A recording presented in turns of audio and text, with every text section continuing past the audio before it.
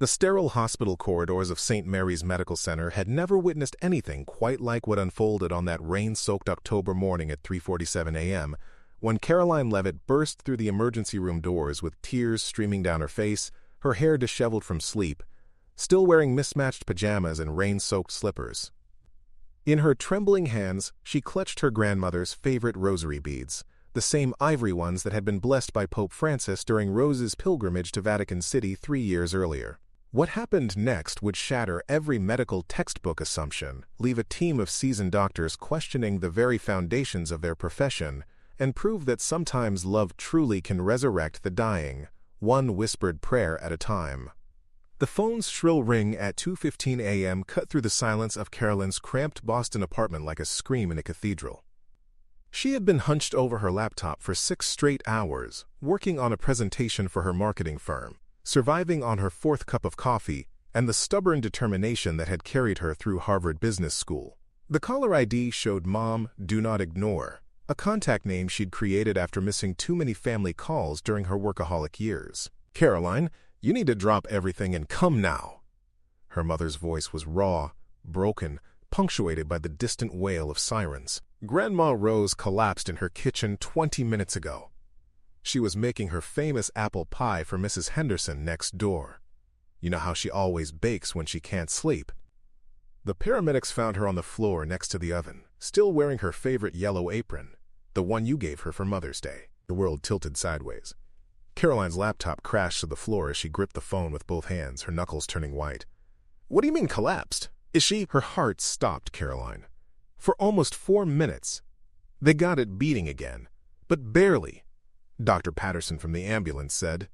Her mother's voice dissolved into sobs. He said to prepare ourselves.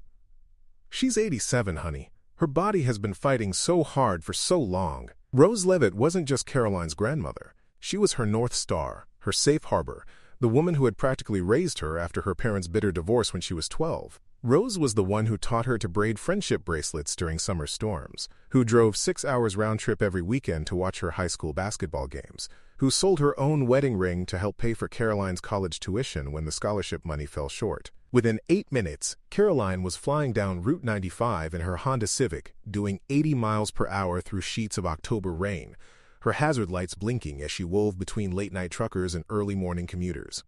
She kept Rose's rosary wrapped around her right hand on the steering wheel, the familiar weight of the beads somehow steadying her racing heart. Through the windshield wiper's rhythmic beating, she whispered fragments of prayers Rose had taught her as a child, half-remembered Hail Marys, mixed with desperate pleas to a God she wasn't sure she still believed in. When she screeched into the hospital parking lot, her car's tires hydroplaning on the wet asphalt, she could see the ambulance bay still illuminated with emergency lights. She ran through the automatic doors, her soaked slippers squeaking against the polished linoleum, and found her mother sitting in a plastic chair in the waiting room, her face buried in her hands. "Where is she?" Karoline demanded, her voice echoing in the fluorescent-lit space. "Room 12. But they won't let us," her mother started. Karoline was already running down the hall, following the urgent voices and beeping machines until she reached the trauma bay where her grandmother lay unconscious on a narrow gurney. Rose looked impossibly small against the white sheets, her silver hair spread across the pillow like spun moonlight, her usually rosy cheeks now gray and hollow. Machines surrounded her like mechanical vultures, ventilators, heart monitors, IV drips, and devices Karoline didn't recognize but instinctively feared. Dr. Sarah Chen, a slight woman in her 40s with kind eyes behind wire-rimmed glasses, intercepted Karoline before she could reach the bedside. "You must be the granddaughter. I'm Dr. Chen, the attending cardiologist. I need to speak with you privately." They stepped into a small consultation room that smelled of disinfectant and old coffee. Dr. Chen's expression carried the weight of delivering countless pieces of devastating news. "Your grandmother suffered what we call a massive myocardial infarction, a severe heart attack. The damage to her heart muscle is extensive. We've managed to restore her heartbeat, but her cardiac function is operating at less than 15% of normal capacity." Karoline felt the floor seem to shift beneath her feet. What does that mean exactly? At her age, with her medical history of diabetes and hypertension, and given the severity of this event. Dr. Chen paused, her voice growing even gentler. "We're looking at hours, perhaps 24 hours at the outside. Her body is essentially shutting down. I'm deeply sorry, but you should call any other family members who might want to say goodbye. The words hit Karoline like physical blows. She gripped the edge of the small table between them, her vision blurring with tears. "No," she whispered, then louder. "No, you don't understand. She's not ready to go. We're not ready. There are things we still need to do together, conversations we haven't finished." Dr. Chen had seen grief take many forms over her 15 years in emergency medicine, but something about Karoline's response was different. Not the bargaining stage of grief, but a kind of fierce, almost warrior-like determination that seemed to fill the small room with electric energy. "I understand this is devastating," Dr. Chen said carefully. "But sometimes the most loving thing we can do is let our loved ones go peacefully. We can make her comfortable, manage any pain." "No." Karoline stood abruptly, her chair scraping against the floor. "I'm going to sit with her. I'm going to talk to her. She's going to know she's not alone." Her voice cracked but didn't waver. "My grandmother fought for me my entire life. Now it's my turn to fight for her." Without waiting for permission, Karoline pushed past Dr. Chen and returned to the trauma bay. She pulled an uncomfortable plastic chair directly beside Rose's bed, positioning it so she could take her grandmother's left hand, the one without the IV needle, in both of hers. Rose's hand felt papery and cold, but Karoline began rubbing it gently, trying to warm the thin fingers that had braided her hair for dance recitals and applauded at every graduation. "Grandma Rose, it's me. It's Karoline." Her voice was barely above a whisper, but every word was infused with desperate love.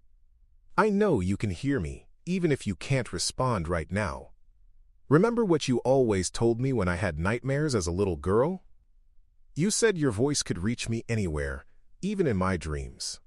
Well, I'm hoping my voice can reach you too, wherever you are right now." The nurses moved around them with practiced efficiency, checking monitors and adjusting medications, but they began to notice something unusual. Instead of the typical family member who would sit quietly or step outside frequently for breaks, Karoline seemed to be pouring her entire soul into a one-sided conversation that grew more intense with each passing hour. "Do you remember the summer I turned 16 and I thought I knew everything?" Karoline continued, her thumb tracing gentle circles on the back of Rose's hand. "I was so angry at Mom for not letting me go to that party. And I called you crying from my room. You drove over at 11 p.m. with chocolate chip cookie dough and said we were going to have our own party. We sat on your back porch until 3 in the morning, eating raw cookie dough and talking about boys and dreams and all the places I wanted to travel someday." Nurse Jennifer Walsh, a 15-year veteran of the cardiac unit, paused in her medication checks to listen. She had heard thousands of bedside conversations over the years, but there was something almost hypnotic about the way Karoline spoke to her grandmother. Not the halting, awkward words most people fumble for in these situations, but a flowing, intimate dialogue that seemed to create its own sacred space around Rose's bed. "You told me that night that love isn't just a feeling. It's a choice we make every single day," Karoline went on, her voice growing stronger despite her tears. "You said that when someone you love is in trouble, you don't get to choose whether or not to fight for them. You just fight, period. Well, Grandma, you're in trouble now, and I'm choosing to fight for you with everything I have." As the hours passed, Karoline's vigil took on an almost ritualistic quality. She recounted specific memories with vivid detail. The time Rose taught her to drive in the empty parking lot behind a grocery store, letting her practice parallel parking for 3 hours until she got it right. The way Rose would hum Amazing Grace while folding laundry, her voice carrying through the house like a blessing. The afternoon, Rose spent 4 hours helping her with algebra homework, patiently explaining each problem until the concepts finally clicked. "Remember when I was in college and I called you crying because I failed my first economics exam?" Karoline's voice was growing hoarse, but she never stopped talking. "I was ready to drop out, convinced I wasn't smart enough to be there. You drove 4 hours to campus with a thermos of your famous hot chocolate and a bag full of my favorite books from childhood. You sat with me in my dorm room and reminded me of all the other times I thought I couldn't do something but proved myself wrong." Dr. Chen found herself checking on Rose more frequently than medically necessary, drawn by something she couldn't quite name. The monitors showed no significant change in Rose's condition, but there was an energy in the room that defied clinical explanation. Other staff members began finding excuses to pass by room 12. some stopping to listen for a few moments to Karoline's endless stream of love and memories. "You said that failure isn't falling down. It's staying down," Karoline continued, leaning closer to Rose's ear. "You said that Leavitt women don't know how to quit, that we're too stubborn for our own good sometimes, but that stubbornness is also our superpower. Well, I'm being stubborn now, Grandma. I'm being too stubborn to let you go without a fight." At 6:23 a.m., as the first pale light of dawn began filtering through the hospital windows, casting long shadows across the linoleum floor, something extraordinary began to happen. Rose's fingers, the same weathered fingers that had taught Karoline to knead bread dough and helped her button her first day of school dresses, twitched almost imperceptibly against Karoline's palm. Karoline felt it instantly, a flutter so faint it might have been her imagination. But then it happened again, stronger this time, deliberate. Her heart hammered against her ribs as she leaned closer to Rose's face, studying the peaceful expression that had remained unchanged for hours. "Grandma? Grandma Rose, can you hear me? If you can hear me, squeeze my hand again." The response was immediate and unmistakable, a gentle but firm pressure that made Karoline gasp aloud. Oh my God, nurse, doctor, she's responding." Jennifer Walsh rushed over from the nurse's station, where she had been keeping a watchful eye on the unusual situation in room 12. She checked Rose's monitors, her eyebrows furrowing in confusion. "Her heart rate is stabilizing. That's unusual. Let me get Dr. Chen." Within minutes, Dr. Chen was at Rose's bedside, studying the bank of monitors with growing bewilderment. Rose's blood pressure, which had been dangerously low all night, was rising to levels they hadn't seen since her arrival. Her heart rhythm, previously irregular and weak, was settling into a steady, strong pattern. Most remarkably, her brain activity was showing spikes that indicated not just consciousness, but active, engaged awareness. "This is medically impossible," Dr. Chen murmured, more to herself than to anyone else. "Her cardiac function appears to be improving significantly. These readings suggest her heart is operating at nearly 40% capacity now." As if summoned by their voices, Rose's eyelids began to flutter. Her breathing, which had been shallow and labored, deepened into more natural rhythms. Slowly, deliberately, her eyes opened and focused with surprising clarity on Karoline's tear-streaked face. When Rose spoke, her voice was raspy from the ventilator tube that had been removed an hour earlier, but her words were crystal clear and filled with unmistakable love. "Did you really think I would leave without saying goodbye properly, sweetheart?" The room fell completely silent except for the steady, strong beeping of the heart monitor, a sound that had been erratic and alarming just hours before, but now rang out like a church bell announcing a miracle. Karoline collapsed forward, her head on Rose's shoulder, sobbing with relief and amazement as her grandmother's arms came up to embrace her with surprising strength. "I heard every single word, my darling girl," Rose whispered into Karoline's hair, her voice growing stronger with each sentence. "Every story, every memory, every prayer. Your voice was like a rope, pulling me back from somewhere, very beautiful but very far away. And you were right. We Leavitt women are too stubborn to quit, especially when someone we love needs us to fight." Dr. Chen stood frozen at the foot of the bed, staring at readings that defied every principle of cardiac medicine she had learned in her career. Rose's heart function was continuing to improve by the minute, her vital signs stabilizing at levels that suggested not just survival, but genuine recovery. The damage that had appeared irreversible on the initial scans seemed to be healing itself in real time. "Mrs. Leavitt," Dr. Chen said carefully, "how are you feeling right now?" Rose turned her head toward the doctor, her eyes bright and alert, despite the ordeal she had endured. "Like I've been given a second chance, dear. Like my granddaughter loved me back from the edge of something I wasn't quite ready for." She squeezed Karoline's hand again, marveling at her own strength. "I was in such a peaceful place, Dr. Chen. Beautiful beyond description, but I kept hearing this voice calling me back, reminding me that I still had work to do here, still had love to give." The nursing staff had gathered in the doorway, drawn by the commotion and the impossible readings on the monitors. Jennifer Walsh, who had worked in cardiac care long enough to witness countless miracles and tragedies, found tears streaming down her own cheeks as she watched the reunion unfolding before her. "In 30 years of medicine," Dr. Chen said quietly to the assembled staff, "I have never seen anything like this." Her heart was effectively dead. The damage was catastrophic. What we're witnessing shouldn't be possible. But Rose, who was now sitting up slightly with Karoline's help, had her own explanation. "Doctor, I may not have a medical degree, but I know something about the power of love. This child of mine never stopped believing, never stopped fighting, never stopped calling me back. If that's not powerful medicine, I don't know what is." In the days that followed Rose's miraculous awakening, St. Mary's Medical Center became an epicenter of scientific fascination and spiritual wonder.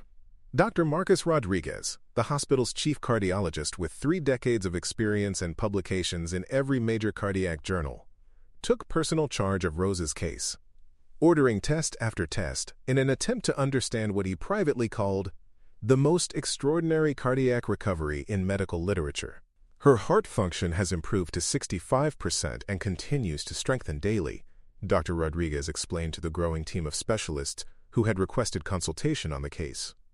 The areas of heart muscle that appeared dead on our initial scans are showing signs of regeneration that typically take months to achieve, if they occur at all.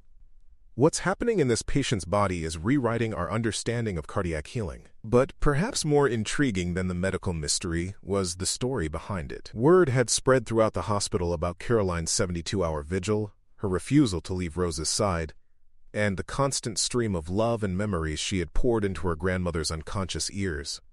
Nurses from other departments began stopping by during their breaks, curious about the young woman who had supposedly loved someone back from death. Rose, whose recovery continued to astound everyone, was eager to share her perspective on what had occurred during those critical hours. During a quiet afternoon when only Karoline was present, she described an experience that challenged everything the medical team thought they understood about consciousness, death, and the power of human connection. "I remember floating in the most beautiful light," Rose said, her voice now completely restored to its familiar warm tones. "It was like being wrapped in pure love and peace. I could see people I'd lost, your grandfather, my sister Margaret, even my childhood dog Rusty. They were all there, welcoming me, telling me it was time to rest." Karoline listened with wide eyes, holding her grandmother's hand as Rose continued. "But underneath all that beauty, I kept hearing your voice, sweetheart. At first it was just a whisper, like someone calling from very far away. But it got stronger and stronger, more insistent. You were telling me about the time we made Christmas cookies together, and I could actually smell the cinnamon and vanilla as you spoke." The medical team remained skeptical of such accounts, preferring to focus on the quantifiable aspects of Rose's recovery. But even the most hardened scientists couldn't ignore the correlation between Karoline's presence and her grandmother's improvement. Dr. Chen began documenting not just Rose's medical progress, but the emotional and spiritual elements of her healing process. "We're witnessing something that challenges the traditional boundaries between medicine and faith," Dr. Chen admitted during a staff meeting. "Whether we can explain it scientifically or not, the evidence is undeniable.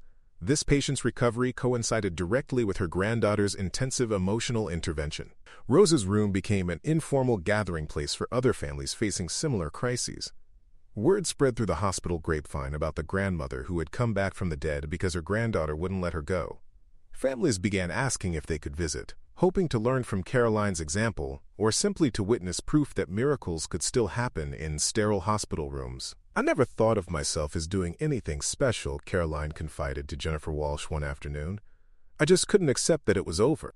She raised me to believe that love is stronger than anything else in this world, and I guess I decided to put that belief to the test." Jennifer, who had initially been skeptical of the spiritual interpretations of Rose's recovery, found herself profoundly changed by what she had witnessed. "In all my years of nursing, I've seen families pray, hope, and plead with God or fate or whatever they believe in," she said. "But I've never seen someone love with the kind of fierce determination you showed. It was like you were willing your grandmother back to life through sheer force of devotion." Rose's miraculous recovery created ripples that extended far beyond Room 12, transforming not only the lives of everyone directly involved, but also the culture and practices of St. Mary's Medical Center itself.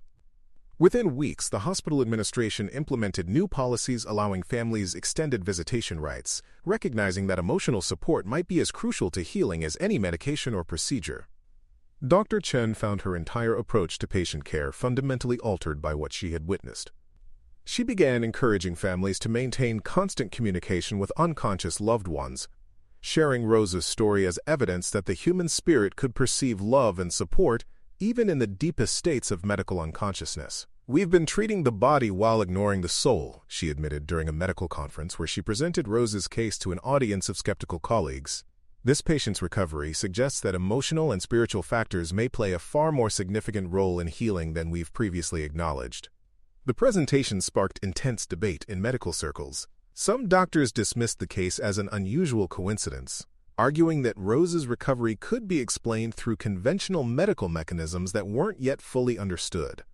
Others saw it as proof that modern medicine needed to expand its definition of treatment to include the intangible but powerful forces of love, faith, and human connection. Meanwhile, Karoline found herself thrust into an unexpected role as a beacon of hope for other families facing impossible situations. She began spending time with people in similar circumstances, sharing what she had learned about the power of persistent love and unwavering faith in the face of medical hopelessness. "Don't give up," she would tell them, often sitting in the same uncomfortable plastic chairs she had occupied during Rose's crisis. "Keep talking to them. Share your memories, your hopes, your fears. Tell them why you need them to stay. Sometimes the impossible is just waiting for someone brave enough to refuse to accept it." Her message resonated far beyond the hospital walls. Local news stations picked up the story, and soon Karoline was receiving letters from people around the country who had heard about Rose's recovery. Some shared their own stories of miraculous healings. Others sought advice about how to maintain hope when doctors offered none. Rose, meanwhile, embraced her unexpected status as a living miracle with characteristic grace and humor. She began volunteering at the hospital, visiting with families who were facing similar crises, offering comfort and proof that sometimes love really could conquer the impossible. "I tell them that miracles aren't magic," Rose would say, her eyes twinkling with the same mischief that had charmed everyone who knew her. "Miracles are what happen when someone loves you so completely that they refuse to let the universe take you away from them. My granddaughter performed a miracle, not through magic or divine intervention, but through the simple, stubborn power of love." The relationship between Rose and Karoline had also been transformed by their shared experience. Having faced the possibility of losing each other, they approached their time together with a new sense of purpose and appreciation. Their conversations became deeper, more honest, covering topics they had never explored before: life, death, legacy, and the mysterious forces that bind people together across time and space. "I used to worry about what would happen to you when I was gone," Rose admitted one evening as they sat together on her back porch, the same porch where they had shared cookie dough and dreams years earlier.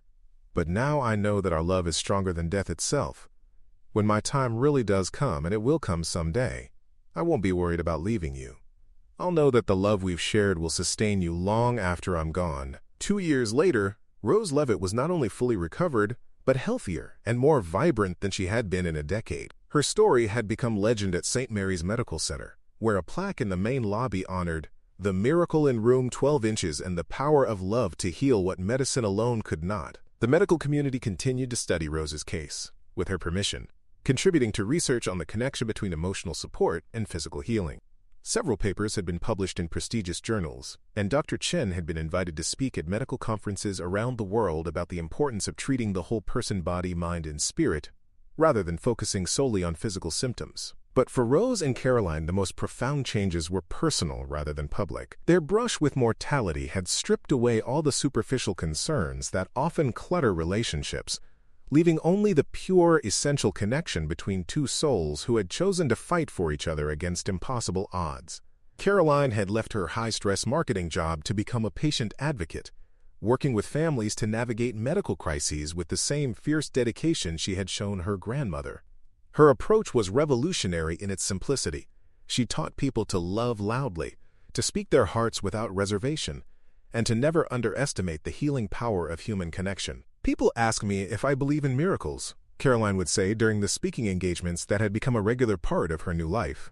"I tell them that miracles aren't something that just happen to lucky people. Miracles are created by ordinary people who love so completely that they refuse to accept the limits that others put on what's possible." Rose, meanwhile, had become something of a local celebrity, featured in newspaper articles and magazine stories about inexplicable recoveries and the power of faith. But her greatest joy remained the simple moments with Karoline cooking together in the kitchen where she had collapsed 2 years earlier, tending the garden where they now grew vegetables for the local food bank, and sharing stories with anyone who would listen about the night love conquered death. The apple pie that Rose had been making when she collapsed, the pie that had burned in her oven while paramedics worked to restart her heart, had become a symbol of their story. Every month, on the anniversary of that October night, Rose would bake the same pie, using the same recipe she had made for decades, and they would share it, while recounting the miracle that had brought them back to each other. "Some people say I came back from the dead," Rose would tell visitors who came to hear her story. "But I don't think I was ever really gone. I think I was just waiting in a beautiful place for my granddaughter to remind me why I needed to stay." Love doesn't let go easily, and sometimes love is stronger than death itself. The medical professionals who had witnessed Rose's recovery remained divided in their explanations for what had occurred. Some continued to search for purely scientific reasons for her healing. Others had expanded their understanding of medicine to include the mysterious but undeniable power of human connection and emotional intervention. Dr. Chen, who had been profoundly changed by the experience, often concluded her medical conference presentations with Rose's own words. "We may never fully understand the mechanisms by which love can heal the human body, but we can no longer deny that such healing is possible.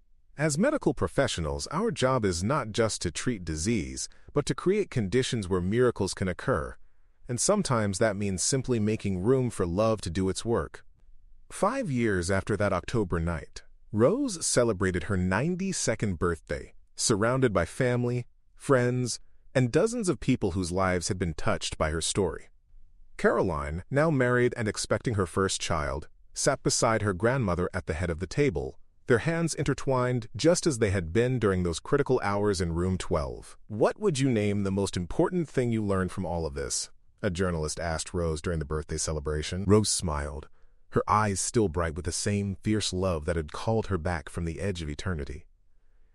"I learned that love isn't just an emotion, it's a force of nature. It can literally move mountains, heal the broken, and yes, sometimes even call someone back from death itself.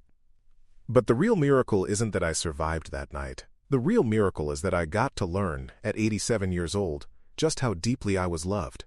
And now I get to spend whatever time I have left making sure everyone around me knows that same kind of love is possible for them too." The story of Rose and Karoline Leavitt has become more than just a medical anomaly or inspirational tale. It has become a testament to the extraordinary power of human connection and the miraculous things that can happen when love refuses to accept defeat.